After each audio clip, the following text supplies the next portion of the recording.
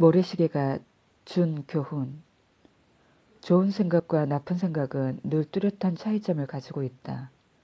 구체적으로 말하자면 좋은 생각은 원인과 결과를 다루며 논리적이고 건설적인 계획과 통한다.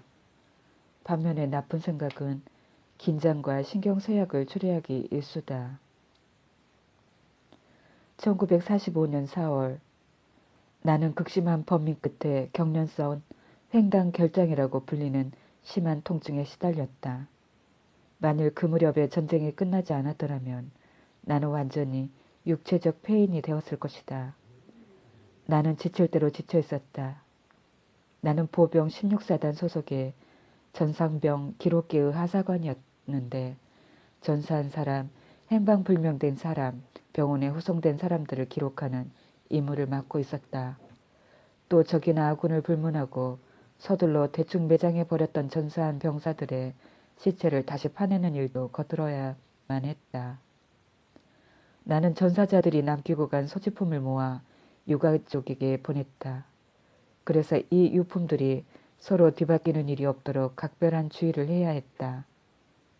나는 무사히 살아 돌아가서 아직 본 적도 없는 생후 16개월 된 내 아이를 팔에 안을 수 있을까 걱정했다. 그로 인해 체중이 34파운드나 줄었고 극심한 고민 끝에 반미치광이 상태가 되고 말았다. 폐인이 되어 귀국하게 되진 않을까 두렵기 그지없었다. 그리고 기진맥진하여 늘 아이처럼 흐느껴 울었다. 마음이 약해져서 혼자 있을 때마다 눈물이 나왔다. 이제 두 번 다시 전과 같은 성한 인간이 되지는 못하는 게 아닐까 두려웠다. 그런데 그 불안이 군의 진료소에서 감쪽같이 사라졌다. 어느 군의관의 말이 그의 일생을 전환점이 된 것이다. 군의관은 정중하게 그를 진찰한 후 그의 병은 정신적인 것이라고 단언하며 이렇게 충고했다. 댄, 군 생활을 모래시계라고 생각하는 거야. 모래시계의 맨 위에는 아주 많은 모래가 있어. 그것이 천천히 일정한 사이를 두고 중앙에 있는 좁은 곳을 통과하지. 하나일 이상을 통과시키려고 하면 그것은 고장나고 말아. 우리는 이 모래시계와 같이 아침이면 우리는 그날 중에 해버리지 않으면 안 될 일이 산더미처럼 쌓여있다고 생각하곤 하지. 그러나 우리가 그것을 한 번에 한 개씩 천천히 차례를 두고 해나가지 않으면 마치 모래시계가 고장난 듯이 우리의 육체도 파괴되고 말 거야. 그는 군의관으로부터 이 잊지 못할 말을 들은 날부터 줄곧 그 철학을 실시하고 있다. 한 번에 한 알의 모래, 한 번에 한 가지 일. 이 충고 덕분에 그는 전쟁 중에도 정신적, 육체적인 구원을 받았으며 현재에도 인쇄회사의 홍보부장으로 일하는데도 큰 도움을 받고 있다고 한다. 오늘을 사는 의미. 현대인의 생활에 대한 가장 놀라운 비판의 하나는 병원 침대의 절반이 축적된 과거와 불미스러운 미래라는 무거운 짐에 억눌려 신경적, 정신적 장애를 앓고 있는 사람들로 채워지고 있다는 것이다. 그러나 만일 이들이 내일 일을 생각하며 괴로워하지 말라고 한 어느 철학자의 말이나 오슬로의 오늘의 살라라고 한 말에 귀를 기울였다면 오늘날 행복하고 유익한 생활을 보낼 수 있었을 것이다. 우리는 두 가지의 영혼이 서로 만난 순간에 서 있다.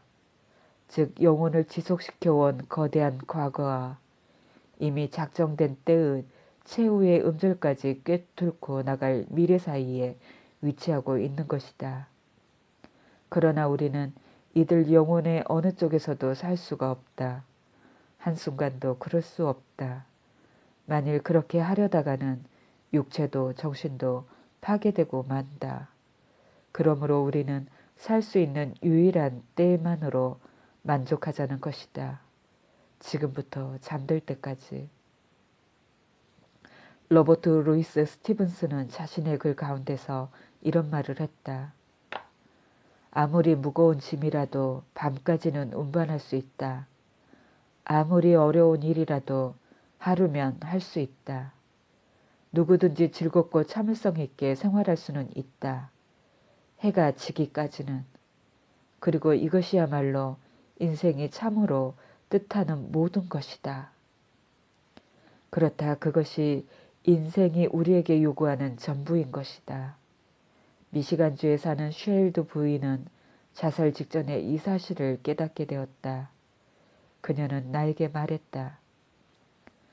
1937년에 나는 남편을 잃었습니다. 나는 절망했습니다. 더욱이 수중에는 돈 한 푼 없었답니다. 그래서 나는 전에 근무하고 있던 회사에 부탁하여 복직이 되었습니다. 나는 계약금을 마련해서 중고차를 산 뒤 각 지방의 학교에 책을 팔러 다녔습니다. 그러나 혼자서 차를 몰고 혼자서 식사를 한다는 것이 여간 고통스러운 일이 아니었습니다. 그 당시의 시골은 장사가 잘 되지 않았고 많지는 않았지만 자동차에 할부금을 치르는데도 너무 힘이 들어서 죽을 지경이었습니다. 나는 고독과 절망 끝에 자살하려고 결심한 적이 있었습니다. 성공은 불가능했고 삶의 목적도 없었습니다. 나는 매일 아침 나다니면서 삶에 직면한다는 것이 두려웠습니다. 자동차의 할부금을 치르지 못하게 되지는 않을까? 집세를 낼 수 있을까? 밥값이 모자라지는 않을까? 점점 몸이 쇠약해지는 것 같은데 의사의 진찰 비용은 어떻게 마련할 것인가? 이것저것 모든 게 걱정거리였습니다. 내가 자살하지 못했던 이유는 만일 내가 죽으면 동생이 느끼게 될 슬픔과 장례 비용 때문이었습니다. 그런데 어느 날 우연히 책 속의 한 구절로 말미암아 시리에서 구제되고 살아갈 용기를 얻게 되었습니다. 나는 항상 그 문구에 감사하고 있습니다. 그녀에게 삶의 희망과 용기를 불어넣은 문구는 무엇이었을까? 그것은 현명한 인간에게는 하루하루가 새로운 생활이다 라는 말이었다. 그녀는 이 구절을 언제든지 볼 수 있도록 차의 창문에다 붙여두었다. 그녀는 어쨌든 하루하루를 살아간다는 것이 그렇게 어려운 일이 아니라는 것을 깨닫게 되었고 지난 일을 잊고 내일 일을 생각하지 않도록 하는 방법을 배웠다. 매일 아침 그녀는 오늘도 새로운 인생이다 라고 혼잣말을 했다. 이렇게 그녀는 고독의 공포와 결핍의 공포를 극복하는 데 성공했다. 지금 그녀는 행복하고 제법 성공도 했다. 또한 인생에도 정열과 애정을 느끼고 있다. 그녀는 이런 말로 대화에 매듭을 지었다. 나는 앞으로 생활이 어떻게 되든지 두 번 다시 겁내지 않을 것입니다. 이제는 내일을 걱정할 필요도 없는 것입니다. 나는 한 번에 하루만 산다.